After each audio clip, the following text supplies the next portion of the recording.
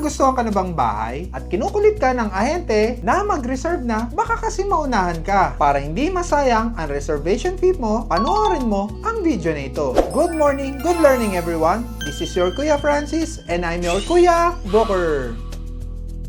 Bago po tayo magbayad ng reservation fee, para kampante tayo na ma-approve sila sa bank loan, panoorin niyo po ang video na to. Parang sa love life, mas mabuti ang sigurado.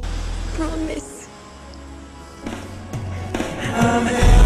Number 1, dapat wala po tayong bad debts or hindi nabayarang utang sa credit card, bank loans at mga auto loan. Number 2, dapat wala tayong criminal case, lalo na po sa mga kasong bounce and check at fraud. Number 3, dapat wala po tayong critical illness kasi for sure, mahirapan po tayo kumuha ng mortgage redemption insurance or MRI kasi ang MRI ay isa sa mandatory requirement para sa mga housing loan. Number 4, dapat walang marital problem dahil wala pa po tayong divorce dito at matagal ang process ng annulment, kailangan pong pumirma ng ex-partner mo ng mga contracts isama sa title at magpasa ng loan requirements. Number 5, dapat 2 years regular employee na maganda ang kita kung ikaw ay businessman. Number 6, dapat ang iyong monthly amortization ay 40% of your monthly income. Kung may iba kang loan, dapat i-add mo ang iyong current monthly amortization sa magiging amortization mo sa bank. After mo matotal ang iyong monthly amortization, i-divide mo ng 40% para malaman mo ang required income sa loanable amount mo. Number 7, dapat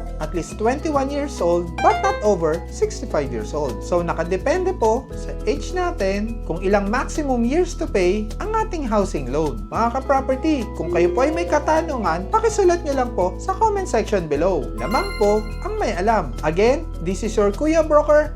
God bless po sa ating lahat.